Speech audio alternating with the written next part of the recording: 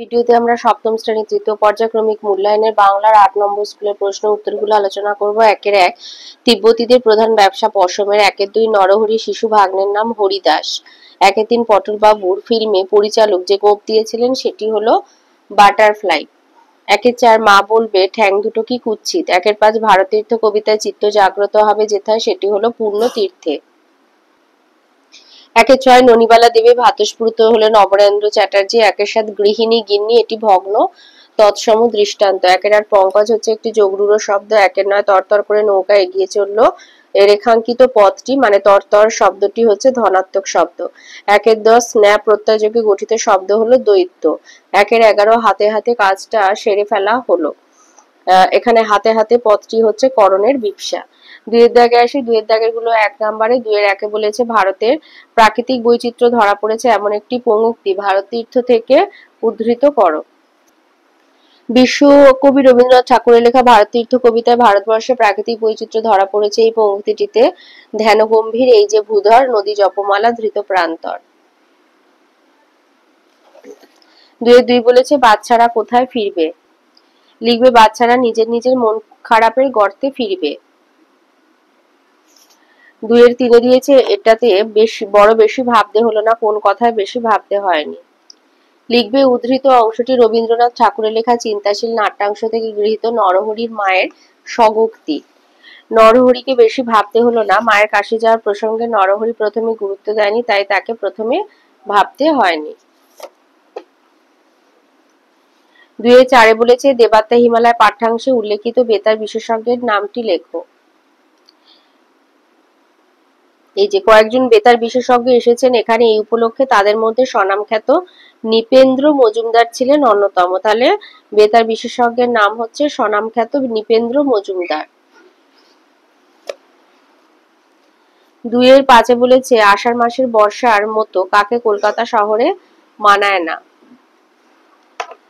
দিনুবাবু দাঁত তোলার জন্য ২-৩ দিন হলো কলকাতায় এসেছেন। আষাঢ় মাসের বর্ষাকে এই শহরে যেমন মানায় না, দিনুবাবুকেও তেমনই। তাহলে দিনুবাবু হচ্ছে এই যে দীনেন্দ্রনাথ ঠাকুর। দ্বিজেন্দ্রনাথ ঠাকুরের পৌত্র আর দীপেন্দ্রনাথ ঠাকুরের পুত্র। দীনেন্দ্রনাথ ঠাকুর, দিনুবাবু মানে দীনেন্দ্রনাথ ঠাকুরের কথা এখানে বলা হয়েছে। ২-৬ বলেছে রাস্তায় ক্রিকেট খেলা পাঠ্যাংশে টসের ফলাফল কি হয়েছিল। এই যে লিখবে সমস্যা আলোচনা নাম এটায় টস করা হয়, টসে সেলো হেরে যায় আর রেগে গিয়ে সেলো প্রথমে বলে যে সে খেলবে না। তাহলে টসের ফলাফল হয়েছিল টসে সেলো হেরে যায় এবং রেগে গিয়ে বলে যে সে খেলবে না। ২-৭ দিয়েছে তৎসম শব্দ কাকে বলে, উদাহরণ দাও। এটা আছে বইয়ের ৩ পাতায়। লিখবে যে সমস্ত শব্দ সংস্কৃত ভাষা থেকে অপরিবর্তিত আকারে বাংলা ভাষায় গৃহীত হয়েছে তাদেরকে তৎসম শব্দ বলে, যেমন মাতা, বন্ধু, সন্তান, বৎস। এখানে অনেক দেয়া আছে, এখান থেকে উদাহরণ দিয়ে দেবে। ২-৮ দিয়েছে একটি বিপরীত অর্থ প্রকাশ পায় এমন শব্দদ্বৈতের উদাহরণ দাও। তোমাদের ব্যাকরণ বই ২৩ পাতায় আছে, যেমন ভালো মন্দ, যাওয়া আসা। এই যে ভালো মন্দ, হাসি কান্না, শত্রু মিত্র, ভূত ভবিষ্যৎ, যাওয়া আসা, অল্প বিস্তর। তো এগুলো হচ্ছে বিপরীত অর্থ প্রকাশ পায় এমন শব্দদ্বৈতের উদাহরণ। ২-৯ দিয়েছে ব্যাকরণে ঈদ প্রত্যয় কি অর্থে ব্যবহৃত হয়, উদাহরণ দাও। এই যে সম্বন্ধে জাত বা যোগ্য অর্থে ঈদ প্রত্যয় ব্যবহৃত হয়, যেমন ব্যথাযুক্ত ইত ব্যথিত, পুষ্পযুক্ত ইত পুষ্পিত। ২-১০ দিয়েছে বৃত্তি অর্থে বিদেশি প্রত্যয় প্রয়োগ দেখাও। বৃত্তি অর্থে, এই যে বৃত্তি অর্থে বিদেশি প্রত্যয় বাজিযুক্ত কর বাজিকর, জাদুযুক্ত কর জাদুকর। ২-১১ বলেছে আমার মনের মধ্যে গান জেগে ওঠে, রেখাঙ্কিত পদটি কারক নির্ণয় করো। কি জেগে ওঠে, গান, তাই গান হচ্ছে কর্মকারক করবে। ২-১২ বলেছে ২-১২ আর ১৩ প্রশ্নটা হচ্ছে মাকু থেকে বলেছে। ২-১২ বলেছে মাকু গল্পে ব্যাঙ কেন অবাক হয়েছিল। এটা আছে মাকু গল্পে ৩৬ পৃষ্ঠাতে আছে। সোনা হঠাৎ টিয়াকে বলে যে দেখ, টিয়াকে দেখতে বলে, তখন টিয়া অবাক হয়ে দেখে যে মস্ত একটা ছুঁচোর মতো জানোয়ার আরো বড় একটা ব্যাঙের ঠ্যাং ধরে টেনে নিয়ে চলেছে। ব্যাঙটা মাটির উপরে হিঁচড়ে চলেছে, কিরকম একটা চিঁচির শব্দ করছে। পথের ধার থেকে একটা ছোট শুকনো ডাল তুলে সোনা কিছু বলার আগেই দিয়েছে টিয়া ছুঁচোর মাথায় এক, সেই লাঠিটা দিয়ে আর কি, টিয়া ছুঁচোর মাথায় এক বাড়ি দিয়েছে। ব্যাঙ ছেড়ে পত্রপাত ছুঁচোর পলায়ন। তো এটা দেখে ব্যাঙটা ভারী অবাক হয়ে গেছে, বোঝা গেল। তাহলে ব্যাঙটা কেন অবাক হয়েছে? না, হঠাৎ করে সোনা টিয়াকে দেখতে বলে, তখন টিয়া দেখে যে মস্ত একটা ছুঁচোর মতো জানোয়ার আরো বড় একটা ব্যাঙের ঠ্যাং ধরে টেনে নিয়ে চলেছে। ব্যাঙটা মাটির উপরে হিঁচড়ে চলেছে আর একটা অদ্ভুত রকম চিঁচি শব্দ করছে। পথের ধার থেকে একটা ছোট শুকনো ডাল তুলে সোনা কিছু বলার আগে টিয়া সেই ডালটা দিয়ে ছুঁচোর মাথায় এক আঘাত করে এবং ব্যাঙ ছেড়ে পত্রপার ছুঁচোটি পালিয়ে যায়। তো এটা দেখে ব্যাঙ অবাক হয়ে গেছে। 2-13 বলেছে মাকু কি গান গেয়েছিল। এই যে মাকু অমনি এক হাত কোমরে দিয়ে এক হাত আকাশে উড়িয়ে বিলিতি কায়দায় গেয়ে উঠলো, Yankee Doodle went to town riding on a pony. Yankee Doodle went to town riding on a pony, এই গানটা গাইতে শুরু করেছিল। এটা আছে মাকুর 55 পাতায়। 3 দাগে আসি। 3-1 বলেছে দেবাত্মা হিমালয় পাঠ্যাংশে গৌরীপুর প্রাসাদে রবীন্দ্রনাথ ঠাকুরের সঙ্গী ছিলেন যারা, তাদের মধ্যে দুজনার নাম লেখ। এই যে গৌরীপুর প্রাসাদে কারা ছিলেন রবীন্দ্রনাথের সঙ্গী? পুত্র রথীন্দ্রনাথ, পুত্রবধূ প্রতিমা দেবী, অনিল চন্দ, মৈত্রেয়ী দেবী, চিত্রিতা দেবী, বৈদান্তিক অ্যাটর্নি হীরেন দত্ত প্রমুখ ব্যক্তিগণ। তো দুজনার নাম দিতে বলেছে, যে কোনো দুজনার নাম দিয়ে দেবে। 3-2 বলেছে পটলবাবু ফিল্ম স্টার গল্পে পটলবাবু কবে কলকাতায় বাস করতে আসেন এবং কেন। এই উত্তরটা লিখবে যে 1934 সালে পটলবাবু কলকাতায় বাস করতে আসেন। 1934 সালে। আর এই যে কেন, না 1934 সালে কলকাতায় হাডসন অ্যান্ড কিম্বারলি কোম্পানিতে বেশি মাইনের একটা চাকরি আর নেপাল ভট্টাচার্য লেনে বাড়িটা পেয়ে পটলবাবু সস্ত্রীক কলকাতায় বাস করতে আসেন। তাহলে কত সালে এসেছিলেন? 1934 সালে। আর কেন আসেন এই উত্তরটা লিখে দেবে। আচ্ছা, তারপরে আছে 3-3 বলেছে সূর্যি নাকি সত্যি নিজের ইচ্ছায় ডুব দিয়েছে, ব্যাখ্যা করো। এই যে ব্যাখ্যা করো এইটা লিখে দেবে যে কবি শঙ্খ ঘোষ তার দিন ফুরালে কবিতায় একদিকে যেমন প্রকৃতির গোধূলি বেলার বর্ণনা দিয়েছেন, অন্যদিকে তেমনি শিশুদের মনোজগতের গোপন কথাগুলোকে ব্যক্ত করেছেন। শিশুরা আবদ্ধতা পছন্দ করে না, তারা পছন্দ করে বই পাঠের চেয়ে প্রকৃতি পাঠ। কিন্তু বড়দের হাজারো নিয়মে তারা বদ্ধ, তাই সূর্য অস্ত গেলেই খেলার মাঠ ছেড়ে তাদের নিজের বাড়িতে ফিরে আসতে হয় মনের অনিচ্ছা থাকলেও।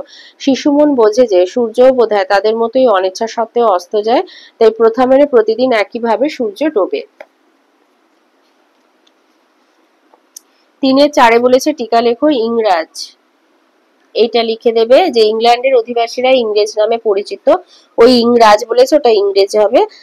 প্রভূত ক্ষমতার অধিকারী ছিল ইংরেজ জাতি। এদেশে বাণিজ্য করতে এসে এদেশের রাজনৈতিক দুর্বলতার সুযোগ নিয়ে ইংরেজরা এদেশের শাসকের ভূমিকায় অবতীর্ণ হয়।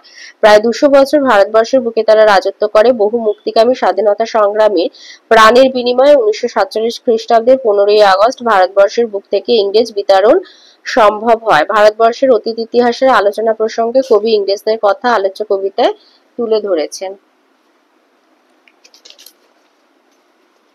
3-5 বলেছে মাকু ঘড়িয়ালার কোন কোন নির্দেশ পেয়ে হোটেলওয়ালাকে ধরেছিল এবং ছেড়েছিল। এটা আছে মাকু বইয়ের 56 পাতায়। এখান থেকে লিখবে যে ঘড়িওয়ালা অনেক কাকুতি বিনতি করে শেষটা এগিয়ে গিয়ে মালিককে দেখিয়ে মাকুকে বলে ওই ইঁদুর ধর। মাকু অমনি এক লাফে মালিককে এমনি জাপটে ধরলো যে বেচারা প্রাণপণে চেঁচাতে লাগলো, হব হব রিংমাস্টার হব। আরে আমি কি তাই বলেছি নাকি? লজ্জাও করবে না নাকি? ওরে বেটা ছেড়ে দে, কেঁদে বাঁচি। আর সবাই ব্যস্ত হয়ে বলতে লাগলো ওরে মাকু ছেড়ে দে রে। কিন্তু কে কার কথা শুনে শেষ অবধি ঘড়িওয়ালা মাকুর সামনে দাঁড়িয়ে বলল ছাগল ছাড়ো। মাকু অমনি হাত নামিয়ে নিল। হোটেলওয়ালা নিজের হাত পা টিপে টুপে দেখে বলল উফ, আর একটু হলে চিড়ে চ্যাপটা হতাম। তোর মাকু তো সাংঘাতিক লোক রে। তাহলে যখন ঘড়িওয়ালা বলেছে, এটা 2 নম্বরের, এখান থেকে লিখবে যে ঘড়িওয়ালা যখন মাকুকে বলেছে ওই ইঁদুর ধর, এই নির্দেশ পাওয়ার সঙ্গে সঙ্গে মাকু হোটেলওয়ালাকে ধরেছিল। আর তারপরে সে কিছুতেই ছাড়তে চায় না হোটেলওয়ালাকে। শেষে যখন ঘড়িওয়ালা আবার মাকুর সামনে দাঁড়িয়ে তাকে নির্দেশ দেয় ছাগল ছাড়ো, তখন মাকু অমনি ঘড়িওয়ালাকে ছেড়ে হাত নামিয়ে নেয়। তাহলে এই দুটো নির্দেশ পেয়ে মাকু ঘড়িওয়ালাকে ধরেছিল আর ছেড়েছিল। 4-1 বলেছে চিন্তাশীল নাটকটিতে মোট কয়টি দৃশ্য আছে? চিন্তাশীল নাটকটিতে মোট 2টি দৃশ্য আছে। চিন্তাশীল নাটকটিতে মোট 2টি দৃশ্য আছে। আর কে নরহরিকে হেসে কুরুক্ষেত্র বাঁধিয়েছিল? প্রত্যুত্তরে নরহরি বক্তব্য বিশদে লেখো। প্রত্যুত্তরে নরহরির বক্তব্য বিশদে লেখো। আচ্ছা, দৃশ্যটা দেখিয়ে দিই। এই হচ্ছে প্রথম দৃশ্য আর এই হচ্ছে দ্বিতীয় দৃশ্য। তাহলে দৃশ্য আছে মোট 2টি। আর নরহরিকে দেখে কে হেসে, এই যে মাসি মাছি নুরু তুই কি পাগল হলি, ছেঁড়া চাদর একমুখ দাড়ি, সমুখে ভাত নিয়ে ভাবনা, সুবলের মা তোকে দেখে হেসেই কুরুক্ষেত্র।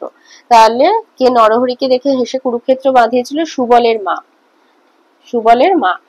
আর প্রত্যুত্তরে নরহরি কি বলেছিল? যে কুরুক্ষেত্র হচ্ছে আমাদের আর্য গৌরবের শ্মশান ক্ষেত্র, মনে পড়লে কি শরীর রোমাঞ্চিত হয় না, অন্তঃকরণ অধীর হয়ে ওঠে না, কত কথা মনে পড়ে, কত ভাবনা জেগে ওঠে। হেসেই কুরুক্ষেত্র না বলে তার চেয়ে বলা ভালো কেঁদেই কুরুক্ষেত্র। 4-2 বলেছে অন্ধ সংস্কারের প্রতি আনুগত্যের জোরে নয়, প্রবল প্রচেষ্টার মানসিক জোরেই জীবনে সাফল্য আসে। গাধার কান গল্প অনুসরণে উদ্ধৃতিটির যথার্থতা প্রতিপন্ন করো।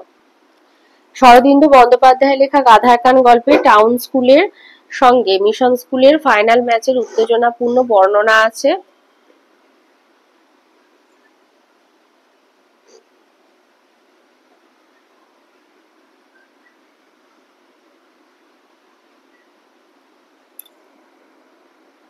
উত্তেজনাপূর্ণ বর্ণনা আছে। খেলার ফলাফল টাউন স্কুল দিয়েছে 4 গোল আর মিশন স্কুল 1 গোল।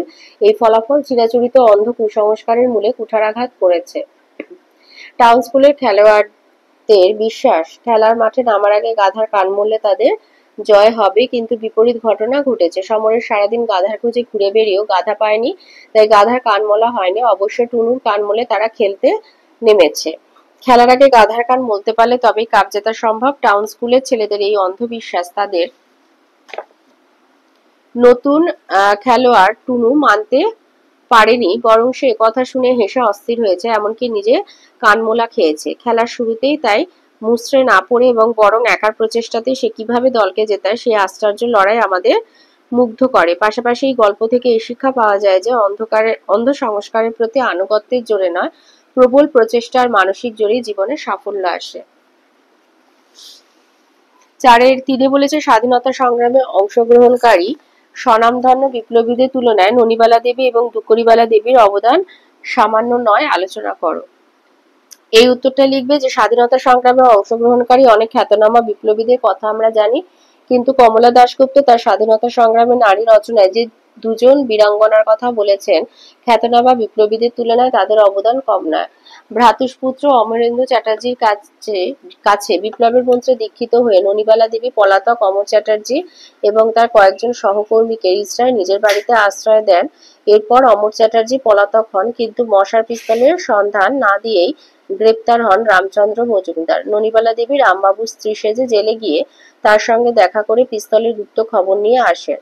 এরপর চন্দননগরে বিপ্লবীদের গৃহকর্ত্রী সেজে বাড়ি ভাড়া নিয়ে থাকেন। সেখান থেকে বাল্য বন্ধুর দাদার সঙ্গে পেশোয়ারে গিয়ে কলেরা রোগাক্রান্ত অবস্থায় ধরা পড়েন। তাকে জেলের পানিশমেন্ট সেলে 3 দিন প্রায় আধ ঘন্টা আলো বাতাসহীন অন্ধকার ঘরে আটকে রাখা হয়। অর্ধমৃত অবস্থায়ও তিনি মুখ খোলেন না। প্রেসিডেন্সি জেলে নিয়ে আসা হলে খাওয়া দাওয়া